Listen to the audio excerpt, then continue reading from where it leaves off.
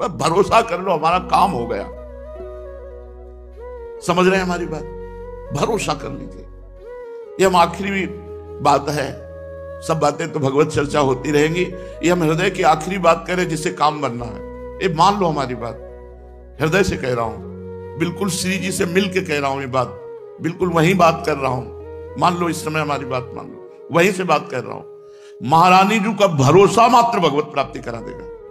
हमारे में ताकत नहीं कि हम अपनी साधना को इतनी उज्जवल बना सकें कि माया की मलिनता स्पर्श न कर पाए, हम अपनी चादर श्वेत की श्वेत धर दें जाके प्रभु के सामने। नहीं, मैली हो गई है चादर, भगवत प्राप्ति योग्य नहीं रह गई है। हमारी वासनाएं, हमारी इंद्रियां, हमारा मन बिल्कुल कूड़ा है, कूड़ा, भगवत योग्य नहीं है। भरोसा वो एक क्षण में हमारी बना देंगे बात। मेरे बनाए ना बनेगी कोटि कल्प लो, आपके बनाए बनेगी पल पाव में। बिल्कुल बात मान लीजिए, हम बिल्कुल कैसे तुम्हें बताएं इस समय। बस श्री जी का भरोसा हम देख रहे हैं, उनकी मुस्कुराहट, केवल भरोसा कर लो बस। और इस भरोसे में आंच ना आने पावे, ए तुम ठीक नहीं हो, तुम्हारा भजन ठीक नहीं है, तुम्हारा मन ठीक नहीं, तुम अशांत हो, तो तुम्हें उस समय सोचना मैं श्री जी के भरोसे पे हूं। मेरी महारानी जो मेरा कल्याण करेंगी, मेरा मंगल करेंगी, मुझे अपनी सेवा में ले लेंगी, मुझे इस जगत से महारानी जो पार करेंगी पक्का। ये हम अपने हृदय की बात कह रहे हैं, बिल्कुल सब साधन किए हुए, सब साधनों का भरोसा नहीं, भरोसा महारानी जी का। सब बात बन जाएगी अगर ये बात तुम्हारी पकड़ में आ जाए तो, सब बात बन जाएगी। हम बिल्कुल, अब कैसे बताए इस समय, जैसे बोल रहे बस पकड़ लो हमारी बात। भरोसा श्री जी का अगर पकड़ पा रहे हो तो बस भरोसा। सब साधकों की साधना का, तपस्वियों की तपस्या का, योग की जितनी भी वृत्तियां हैं साधन की, सब का फल है एकमात्र इष्ट में भरोसा दृढ़ हो जाना। और वो हम प्रारंभ से तुम्हें कह रहे हैं, बस आश्रय है, वही आश्रय है, वही प्रपत्ति, वही शरणागति, वही भरोसा। ये माया का जो चरित्र है, ये भगवत कृपा से पार हो। हमारी सामर्थ्य नहीं इस प्रपंच पर विजय प्राप्त कर ले। मेढक खुले तौलने होना जिंदगी में नहीं तौल पाओगे। 10 रखोगे 2 निकल जाएंगे, 2 संभालोगे 4 निकल जाएंगे। ये हमारी दशा है हम तुम सबकी। प्रहलाद जी कह रहे हैं कि जैसे बहुत सी पत्नियां हो और एक पति शयन ग्रह की तरफ एक घसीट रही, दूसरी घसीट रही, तीसरी, उसकी क्या दुर्दशा होगी। वैसे हे नृसिंह, ये हमारी 10 इंद्रियां और एक मन मिलकर के हमको घसीट रहे, बार बार बार बार बार बार प्रकृति की तरफ, माया की तरफ। केवल बातें बनाना अलग चीज है, माया पर विजय प्राप्त करना बहुत कठिन बात है। ये केवल इनके भरोसे से होगा। अगर तुम्हारी समझ में आ रही हो इस समय की बात, तो निश्चिंत हो जाओ प्यारी जू के भरोसे पर। हम ये नहीं कह रहे कि निश्चिंत होकर पापाचरण करो, कर ही नहीं सकते जब प्यारी जू का भरोसा है। चिंता मत करो, जितना बने उतना भजन करो। नहीं, जब भजन ना हो उस समय बैठ जाओ, मैं श्री जी का हूं, श्री जी मेरी है, मैं भरोसे पे हूं लाडली जू। आज तक हमने सुना है कि आपका जिसने भरोसा लिया, आपने भरोसा नहीं तोड़ा, मैं आपके भरोसे पे हूं। बस हो गया, दृढ़ भरोसा, दृढ़ भरोसा, बस दृढ़ भरोसा ही हमारे इस समय गूंज रहा है दिमाग में। दृढ़ भरोसा महारानी जी का हूं, प्रिया जी का हूं। संबंध गुरु जी के द्वारा मिलता है, भरोसा अपना होता है। जैसे हमारा संबंध श्री जी की मैं सहचरी हूं, ये मेरी सोच नहीं है, ये मेरा भाव नहीं है, मेरे गुरुदेव ने दिया है। जब गुरुदेव ने दिया है तो इष्ट को बरबस ये संबंध स्वीकार करना ही पड़ेगा। वो अपनी बात पीछे रख देते हैं, अपने प्रेमी जनों की बात पहले रखते हैं।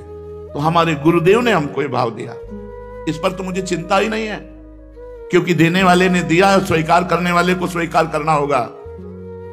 इष्ट ने दिया है मुझे सहचरी भाव, गुरु रूप आकर के, और इष्ट रूप में स्वीकार किया है सहचरी भाव। लेकिन भरोसा ये हमारा है, ये हमारी तरफ से है। अगर इसमें कमी हुई तो बात नहीं बनेगी। भरोसा बिल्कुल दृढ़ होना चाहिए। ऐसे ऐसे लक्षणों वालों को श्री जी कृपा नहीं करती, हमें नहीं माननी बात। हम किसी लक्षण से भरोसा नहीं किए, हम तो वैसे कुलक्षण ही हैं, तब भरोसा किए कि मुझ जैसे लक्षणहीन पर भी लाडली जू कृपा करेंगी, तभी उनकी महिमा है। बस ये बात स्वीकार करो, भगवत प्राप्ति बिल्कुल सहज है। इस यही एक हृदय की हमारी शुरू से बात रही है। कभी कभी जब आनंद में पद्मासन में बैठे हुए प्रफुल्लित होते हैं, मुरारी शरण आ जाते, तब कहते सुन सुन भाई, यही कहते हैं दृढ़ विश्वास कर ले, दृढ़ भरोसा कर ले, इसी से भगवत प्राप्ति हो जाएगी। कोई साधन ना होने पर भी जिसने प्रभु का भरोसा किया, भगवान की प्राप्ति हो गई, भगवान की प्राप्ति हो गई। आगे पड़ा जटायु देखा, सुमिरत राम चरण की रेखा। दृढ़ भरोसा भगवान का था, आएंगे अंतिम समय भगवान अपने कर कमल से हमारा अंतिम संस्कार करेंगे। भगवान आए, जटायु को गोद में लिया और कहा तात आज्ञा करो तो अभी तुम्हारे शरीर को वज्र के समान बना दूं। कहा नहीं प्रभु नहीं, बड़े बड़े ऋषि मुनि इसी समय की याचना करते हैं और आज वो समय हम खो दें। नहीं प्रभु, मैं शरीर रखना नहीं चाहता। भगवान ने वो परम पद प्रदान किया जो केवल उनकी कृपा से ही मिलता है और किसी साधना से नहीं। तत्काल हरि रूप धारण करके कि परम धाम को गए, और जो दशरथ जी को सौभाग्य नहीं मिला वो जटायु जी को सौभाग्य मिला। जटायु जी को अपने कर कमल से अंतिम संस्कार भगवान श्री राम कर रहे हैं। भरोसा, गोस्वामी जी बहुत जोर से कह रहे हैं, एक भरोसो, एक बल, एक आस विश्वास, भरोसा। बैठा लो ये बात बैठालने की, भाई कुछ बातें होती करने की, कुछ बातें होती होने की। ये होने की बात है, इसे स्वीकार कर लो, सब बात बन जाएगी। मूल में देखा जाता है, मूल में देखा जाता है। इसका भरोसा कहां है? साधना पे है, रुपया पे है, लोगों पे है, कहां है? अपबल, तपबल और बाहुबल, चौथो बल है दाम। सूर किशोर कृपाते सब बल हारे को हरिनाम। सुनेरी मैंने निर्बल के बलराम। भरोसा, जिस समय हृदय में केवल भरोसा जागृत हो जाए, आप देखेंगे आनंद की बाढ़ आ जाएगी। ये सब साधन एक तरफ, भरोसा एक तरफ। कभी एकांत में बैठकर भरोसे का चिंतन करो ना, मैं प्रभु के भरोसे हूं। आप देखना कितना आपको आनंद मिलेगा। आनंद सिंधु का भरोसा, अच्छा उनको कोई बताने की जरूरत थोड़ी है। आपके अंदर जो भरोसा भाव उठा, वही वो बैठे हुए हैं। सही पूछो तो वही दे रहे हैं, तभी ये भरोसे का भाव आ रहा है। हम श्री जी के हैं, कितनी बड़ी बात हो गई। हम महारानी जी के हैं, श्री जी हमारी हैं। आप देखना तो इसका फल देखना, इस वृत्ति का फल देखना। ये हमारे प्रभु प्रेरित कर रहे हैं। सौभाग्यशाली जन इस बात को सुन रहे हैं और महासौभाग्यशाली जन इस बात को पकड़ पाएंगे कि हम कह क्या रहे हैं, हमारा कहने का आशय क्या है, हम अंदर से क्या चाह रहे हैं। बहुत जल्दी आप निर्भय हो जाएंगे, निश्चिंत हो जाएंगे, निश्चोक हो जाएंगे। भरोसा, दृढ़ भरोसा, बस विश्राम समझो जीवन का। जीवन का परम विश्राम आप कौन है, कैसे हैं, इससे कोई हमें लेना देना नहीं। बस भरोसा कर लो, हमारे प्रभु पर भरोसा कर लो, हमारी लाडली जी पर भरोसा कर लो। बस जीवन को आप देख लीजिएगा किस धारा में पहुंच जाएगा। अपनी चिंता छोड़ दो। जब तक अपनी चिंता करोगे, भरोसा दृढ़ नहीं हुआ। प्रियालाल का चिंतन करो, प्रियालाल के सुख के लिए आचरण करो जितना बन सके। नहीं बैठे हैं भरोसे में। ये हम बहुत आखिरी की बात कह रहे हैं, बहुत जोर की बात कह रहे हैं, बहुत ऊपर की बात कह रहे हैं। काहू के बल भजन को, काहू के आचार, व्यास भरोसे कुंवर के, सोवत पांव पसार, सोवत पांव पसार। मेरी महारानी, मेरी लाडली, मेरी प्रिया। कैसे वो देख रहे, मुस्कुरा रहे। बस ये बात वही पकड़ पाएगा। फिर भी कहें, माइक से कह रहे हैं, पकड़ वही पाएगा जिसका महाभाग्य उदय हुआ है। जो हम कह रहे हैं, जो हमारे हृदय में इस समय स्फुरित हो रहा है, भरोसा। ये हरिराम व्यास जी कह रहे हैं, आचार्य हैं, विशाखा सखी के अवतार हैं। कह रहे काहू के बल भजन को। किसी को भरोसा अपने भजन का होता है, अपनी साधना का होता है। जो शरीर से साधन बनते हैं उनका भरोसा होता है कि इससे हमें यह फल मिलेगा। किसी को जितेंद्रियता का, आचार व्यवहार का भरोसा होता है। मैं बड़ा पवित्र हूं, मैं बहुत जितेंद्रिय हूं, मैं बहुत और किसी को होता है भरोसा महारानी जी का। ये खास बात है। भजन तो हमारा छूट सकता है, जितेंद्रियता तो टूट सकती है, व्यवहार हमारा बिगड़ सकता है, लेकिन भरोसा हमारा नहीं बिगड़ सकता है। दृढ़ भरोसा, व्यास भरोसे कुंवरी के सोवत पाओ। पूज्यपाद शिवड़िया बाबा जी महाराज। महापुरुषों के वचन हमारा व्यवहार और परमार्थ दोनों पुष्ट कर देते हैं। पकड़ लेना है बात, ये बिल्कुल आप समझ लो, स्थित होकर वहीं से बात तुमको सुनने को मिली है। पकड़ लो जिसको पकड़ना हो, बिल्कुल फ्री, बिना किसी प्रयास के वो बात बन जाएगी। यहां एक पैसे की जरूरत नहीं भगवत प्राप्ति में, एक पैसे की, केवल स्वीकृति, केवल स्वीकृति, केवल भरोसा। छा गया आनंद, छा गया हृदय में, केवल भरोसा। हृदय में भरोसा कर लेना, फिर देखना आपको कैसा लगता है। पर वो जैसे आ रहा है वो पता नहीं आप समझ पा रहे हैं कि नहीं समझ पा रहे हैं हमारी बात। इस समय हम प्रवचन नहीं कर रहे, इस समय हम अपने हृदय की बात आपके सामने रख रहे हैं, जिससे हम हर समय आनंदित रहते हैं, जिसमें हर समय गरजते रहते हैं। न मृत्यु का भय है, न दुख है, न कोई पीड़ा है, न कोई परेशानी है। सब कुछ होते हुए भी कुछ नहीं है। वो बात जो भरोसा है, ये श्री जी ने दिया है। ये जो आज अभी हम आपको बोले, अब हम तुम्हें घटना बता रहे हैं अपने जीवन की। जिस समय पहली रिपोर्ट हमारे हाथ में आई कि तुम्हारी किडनी फेल, हम गंगा किनारे रहने वाले, हमको यह भी पता नहीं कि किडनी किसे कहते हैं। सच्ची मानना, क्योंकि कभी जन समुदाय जन संपर्क से संपर्क ही नहीं हुआ, संसार का ज्ञान ही नहीं हुआ। 35 वर्ष की अवस्था तक संसार क्या मुझे ज्ञान ही नहीं हुआ। गांव के किनारे से केवल जो गंगा जी, जहां रास्ता नहीं है तो निकल गए हैं, लेकिन मुझे किसी संसारी आदमी से बात करना है, संसार का ज्ञान है। संसार का ज्ञान तो सीधा वृंदावन में हुआ। मानो मेरा जन्म नया वृंदावन में हुआ, जिससे हम व्यवहार को समझ पाए। नहीं, केवल परमार्थ के सिवा कुछ नहीं। परमार्थ के लिए अपने जीवन को न्यौछावर करके मृत्यु की भी परवाह न करना, ऐसा साधन प्रधान जीवन था। ना कृपा और ना भरोसा, ये दो शब्द हमारे जीवन में नहीं थे। कृपा और भरोसा शब्द नहीं थे, साधना जीवन में थी। ऐसा करने से ये होगा, इस साधन से ये होता है, इस साधन से ये होता है। रामकृष्ण मिशन में जब स्वामी जी जो उस समय विराजमान थे, उनके पास बलराम भाई ले गए। उन्होंने रिपोर्ट देखी, कहा बाबा तुम्हारी दोनों किडनी बहुत शीघ्र खराब हो रही और परिणाम मृत्यु, इसमें कोई उपाय नहीं है।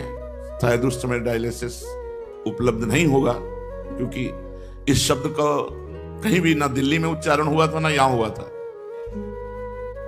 उनका इसका मतलब मृत्यु कितने दिनों में, वह कभी भी हो सकती है। उन्होंने ऐसा कहा रामकृष्ण मिशन में स्वामी जी ने। बस वो रिपोर्ट लेके आए, 1 रुपया हमारे पास नहीं, एक व्यक्ति पानी देने वाला नहीं। वही बलराम भाई जो शाम तक आते, कभी 9 बजे पूछते थे कुछ खाया, कुछ मिला भिक्षा में। अगर हम ऐसे कह देते तो भाग जाता, तुरंत कुछ न कुछ जरूर लाता और खाता। आज तक वैसे ही श्रद्धा एक व्यक्ति है जो पहले दिन वृंदावन में मिला था और आज तक वैसे समर्पण, वैसे ही भाव, तनिक भी कहीं किंचित भाव में अंतर नहीं। सुधा निधि का पाठ शाम के करते थे, चतुरासी जी सेवकवाणी का पाठ सुबह करते थे। 1.25 घंटा सेवकवाणी, 1.25 घंटा चतुरासी जी, और 2 घंटा लगभग सुधा निधि। सुधा निधि का गान कर रहे थे 4 बजे। एकदम भाव में आया कि ब्राह्मण के घर जन्म हुआ, बचपन से भगवत मार्ग में निकले, साधना, तो जो काशी का काम था वो तो भगवान विश्वनाथ जी की कृपा से जैसा हुआ हुआ। अब वृंदावन के कार्य में तो अभी अधूरा हूं। अभी 2-3 वर्ष हुए होंगे वृंदावन में आए हुए और राधा वल्लभ जी के बने हुए, सोई रिपोर्ट मिल गई थी। अधूरा जीवन वृंदावन रस को तो हमने जाना ही नहीं, और जाने का समय आ गया। और अब मन कोई साधन बन पाएगा मेरे से, क्योंकि अब तो जाने का समय। बहुत भोलापन था, इसलिए कि अब समाज को देख करके समझ में आ रही नहीं, तो समाज शून्य जीवन था। चिल्ला चिल्ला के रोने लगा, एकांत कमरा था, और ऐसी तन्मयता बने कि हे लाडली बिल्कुल अबोध हो, आपको भी नहीं जानता ना इस मार्ग को जानता हूं। तो अधूरा जीवन, और ऐसा पवित्र जीवन निकला, और अधूरा जीवन जाएगा। अब कोई साधना तो कर नहीं सकता, आपको रिझाने की सामर्थ्य नहीं। हमारे पास न भोग है, न इत्र है, न वस्तु है, न पदार्थ है, केवल मैं ही मैं हूं। और शरीर था कि साधना करूं, तो अब तो वो भी गया, क्योंकि अब किडनी खराब है। बड़ा अर्थ भाव आया, बहुत, मतलब वो स्थिति हम आपको नहीं बता सकते। वो वही जानता है जिसका कोई संसार में नहीं है। बस उसी समय एक घटना घटी, वो हम नहीं बता सकते। बस इतना केवल कहते हैं कि मेरे लिए ही तो साधना होती है, तू मेरा। भरोसा शब्द यहां आया, नहीं कभी जीवन में भरोसा शब्द नहीं था, साधना शब्द था। पद्मासन, जितेंद्रियता, पवित्रता, ब्रह्मचर्य, निष्ठा, भजन, साधन, इसी से हम जीवन मुक्त हो जाएंगे। बस फिर उस दिन से जो बेपरवाही हमारे अंदर आई, मस्ती आई, तो हम तो मनाते हैं कि धन्य है ये किडनी जो फेल हो गई तो हमें पास कर दिया। हमारा भरोसा महारानी जी ने, बस उस दिन से वही बढ़ता चला जा रहा था भरोसा।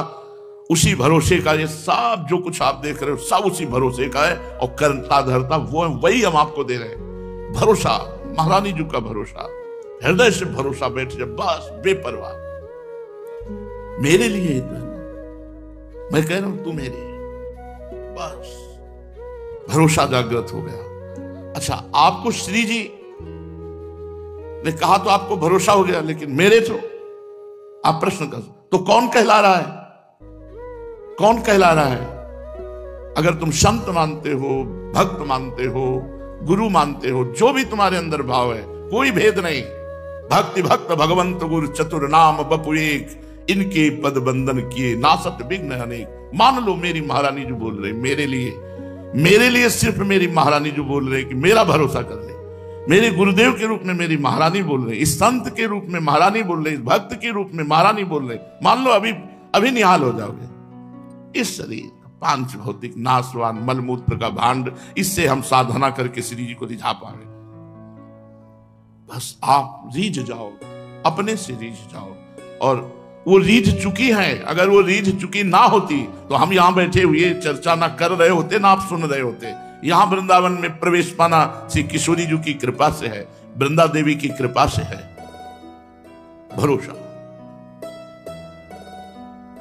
पूज्यपाद सूर्या बाबा जी महाराज, बाबा आजकल जिसको देखो वो पतन की तरफ ही चला जा रहा है। क्यों?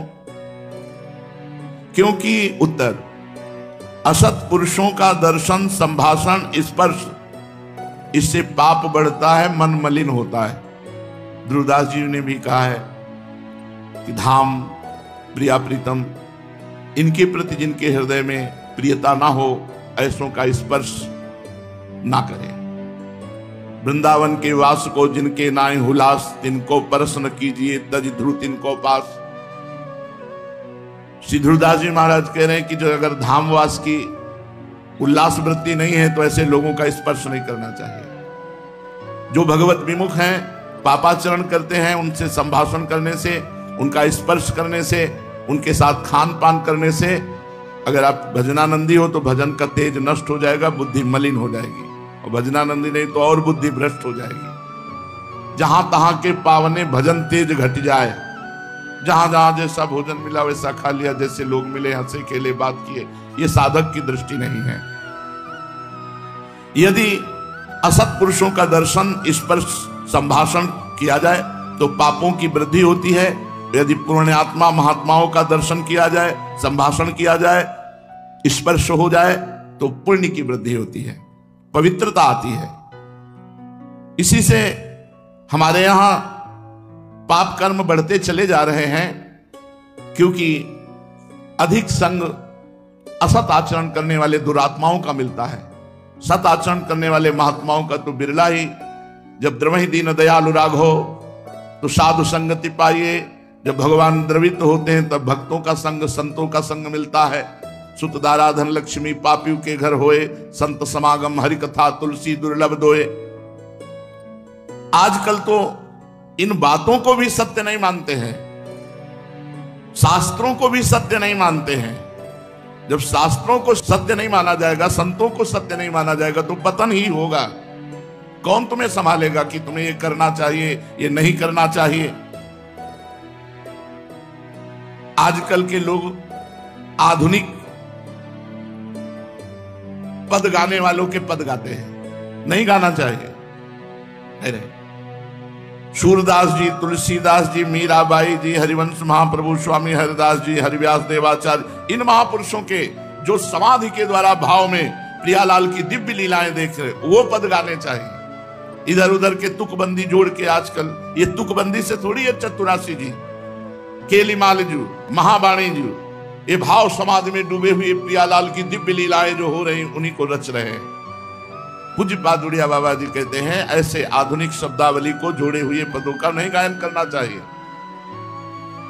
अब जैसे अभी आते हैं एकांतिक में कोई हमने गीता की टीका की, ठीक है, गीता भगवान की वाणी है, लेकिन तुम टीका करने की अधिकारी हो, तुम्हारी स्थिति कहां है? अगर कृष्णाकार स्थिति है तो तुम्हें लेके बात कहने की हिम्मत कैसे हुई कि मैंने गीता की टीका की? अगर भगवदाकार वृत्ति नहीं है तो तुम्हारी सामर्थ्य क्या है कि गीता के शब्दों को समझ लो? शब्दार्थ, भावार्थ, रहस्यार्थ, भगवान की गुणवाणी भगवान में ही स्थित होकर के समझी जा सकती है। किसी भी ग्रंथ के अर्थ को जो महापुरुष किए हुए हैं भगवत प्राप्त, उनकी वाणी पढ़ो। जो भगवत प्राप्त महापुरुष, उनके द्वारा जो पद हैं, उनके द्वारा जो वचन है, उनको मानो। वाणी उनकी जो समदर्शी है, जो निरपेक्ष है, जो मननशील है, जो निर्वैर है, जो भगवत स्थित द्वंद्वातीत है, उनकी वाणी, उनकी रचना। ये भारतवर्ष की जनता जो अधोगति को प्राप्त होने वाले आचरणों में जा रही है, हम सबसे निवेदन करते हैं, हमारे सनातन पद्धति में नया वर्ष चैत में लगता है, संवत्सर से बदलता है।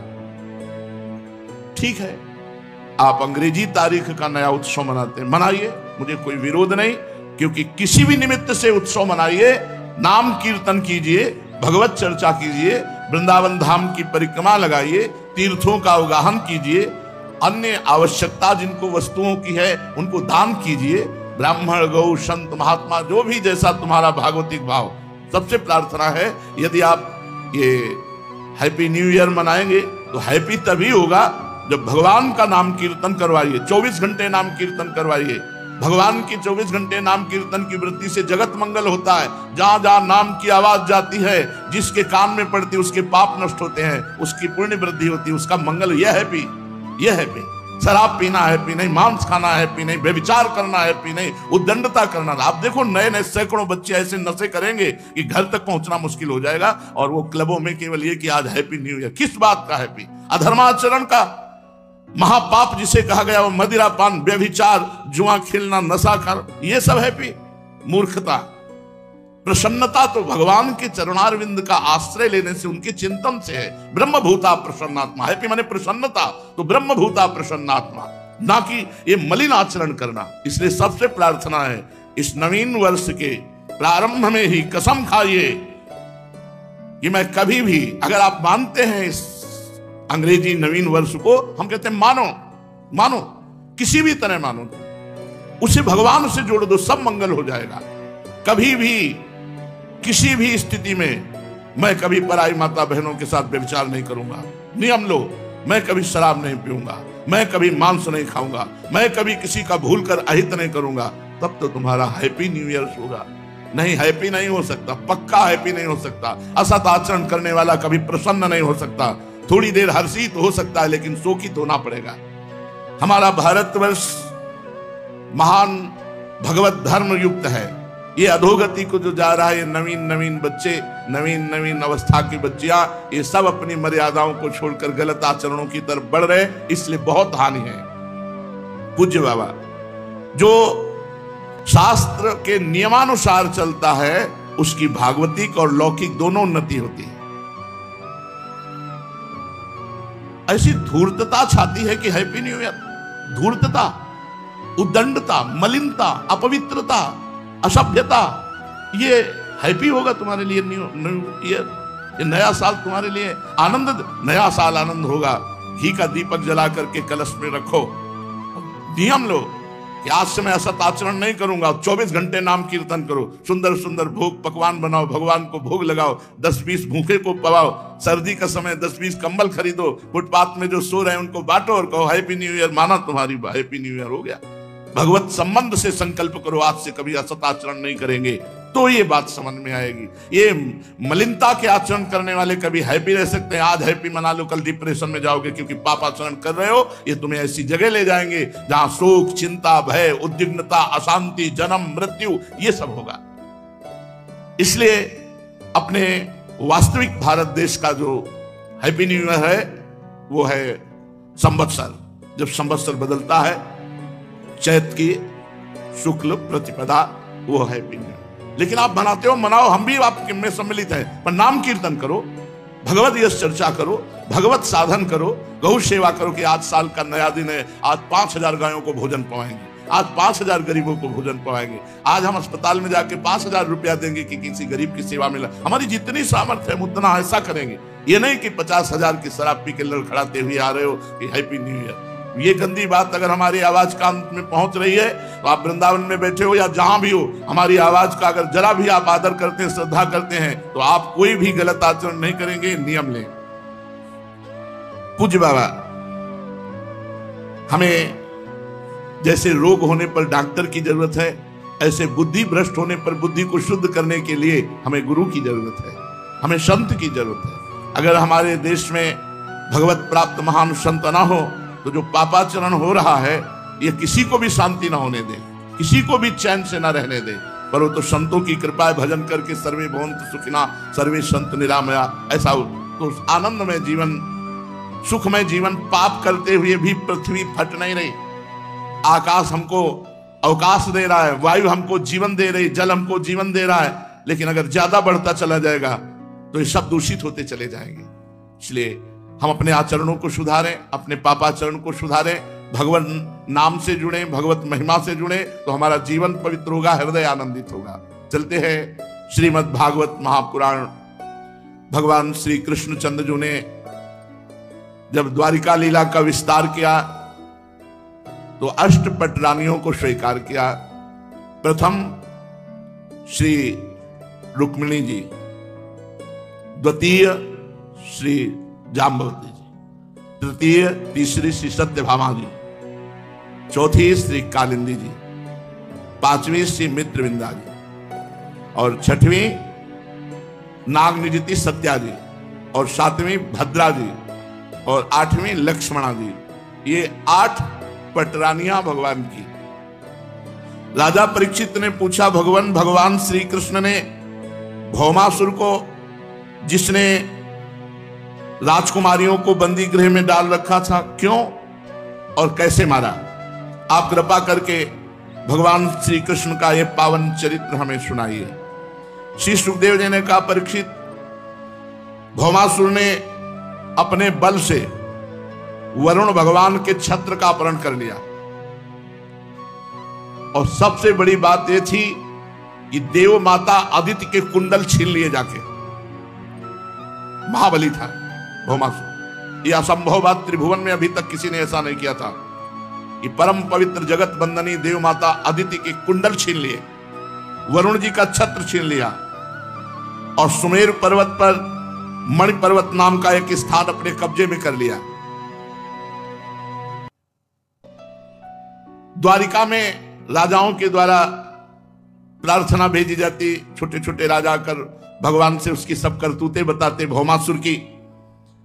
भगवान श्री कृष्णचंद्र जी ने विचार किया कि बहुत हो गया इसका पापाचरण, जब घड़ा भर जाता है तो फिर उसको फूटना ही पड़ता है। भगवान ने निश्चय किया कि इसका वध करना पड़ेगा।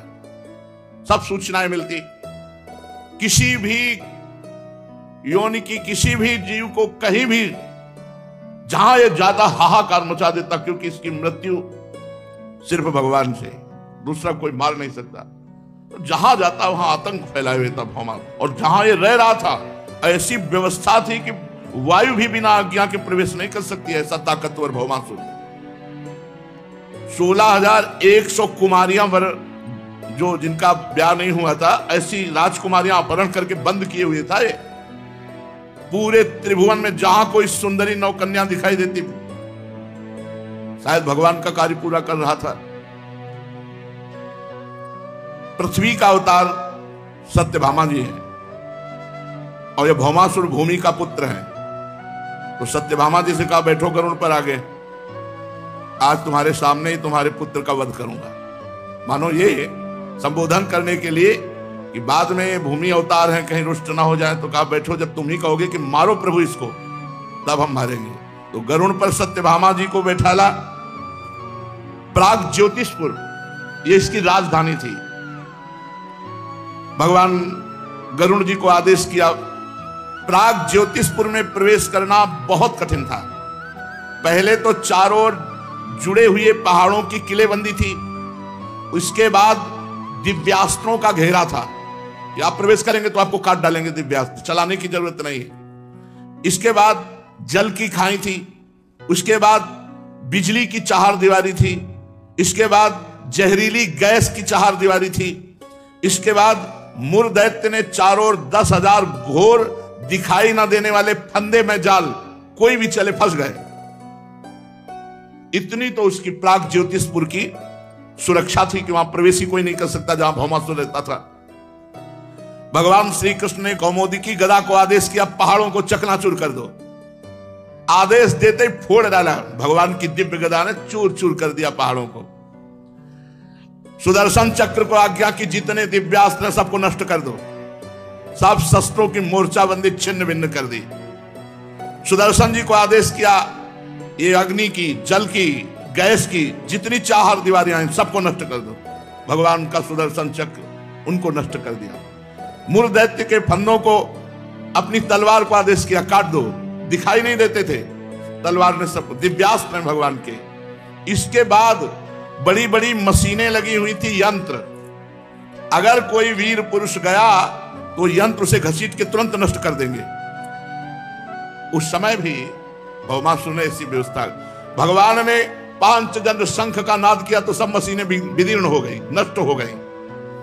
अब जो आखिरी परकोटा था, भगवान गदाधर ने मारा, गदा तो पूरी विध्वंस कर दिए परकोटे। जब पांचजन्य शंख की ऐसी धुनी हुई, प्रलय कालीन बिजली कड़क रही हो मानो, तो मुर दैत्य आखिरी रक्षा में था। प्रवेश करने के लिए मुर दैत्य को मारना आवश्यक था। वो जाग पड़ा, शंख ध्वनि सुनकर निकल आया। मुर दैत्य के 5 सिर थे, 5 सिर।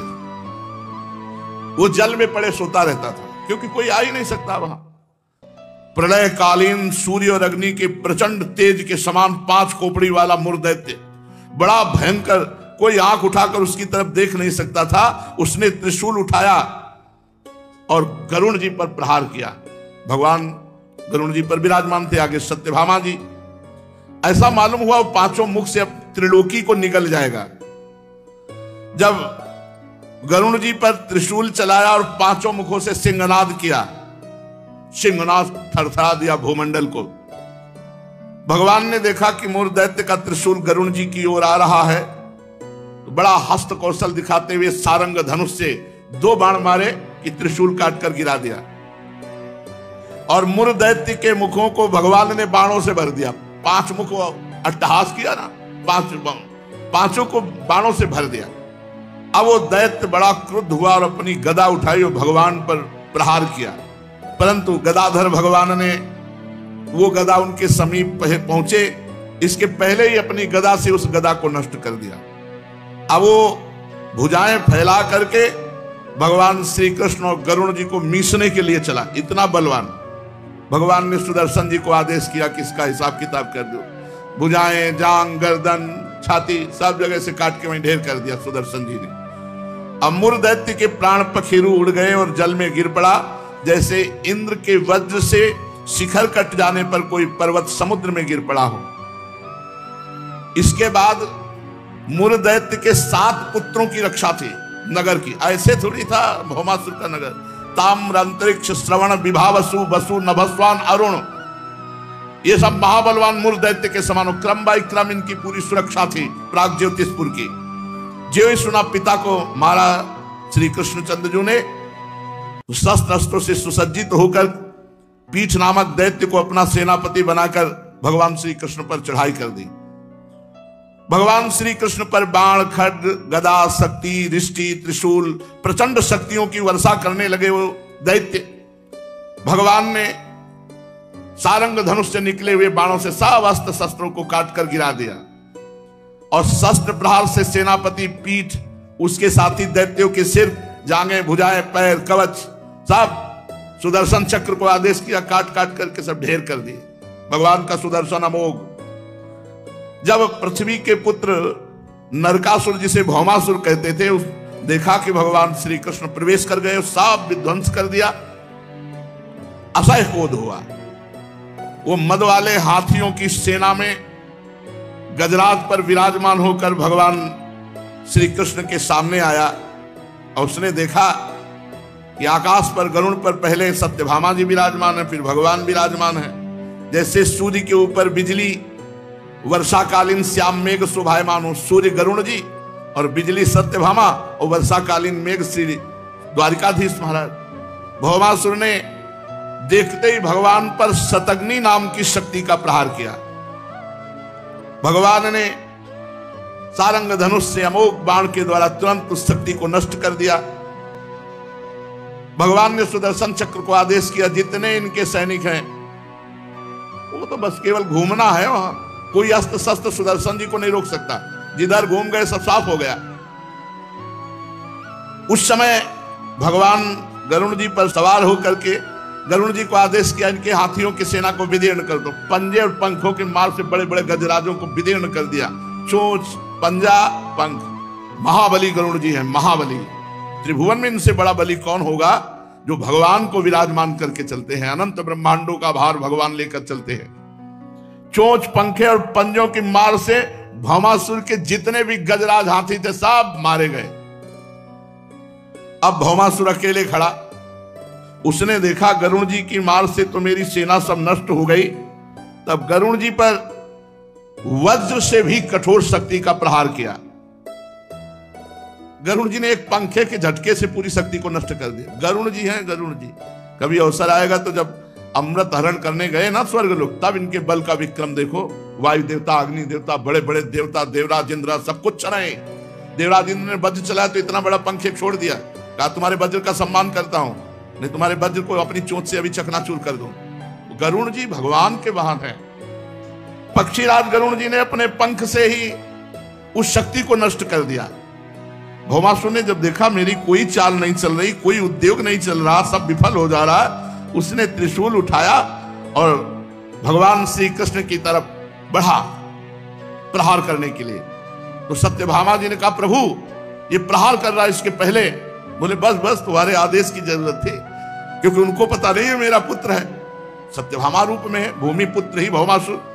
भगवान ने सुदर्शन चक्र से कहा कि भौमासुर का सिर किरीट कुंडल सहित अलग कर दो। बस सिर कुंडल किरीट के सहित सुदर्शन जी ने काट करके नीचे फेंक दिया। और यही सुदर्शन भगवान के अनन्य भक्त, जो भी अनन्य भक्त होते हैं उनकी रक्षा के लिए होता है, इसीलिए भक्त निर्भय होता है। अम्बरीश जी को थोड़ी पता था सुदर्शन जी पीछे हमारे हैं। दुर्वासा जी ने कृत्या प्रकट की, झपट करके कृत्या को भस्म करके दुर्वासा जी को त्रिभुवन में दौड़ाया सुदर्शन चक्र ने। यही, इससे बड़ा पद कौन होगा। हम हरिदास हैं, भगवान के जन हैं।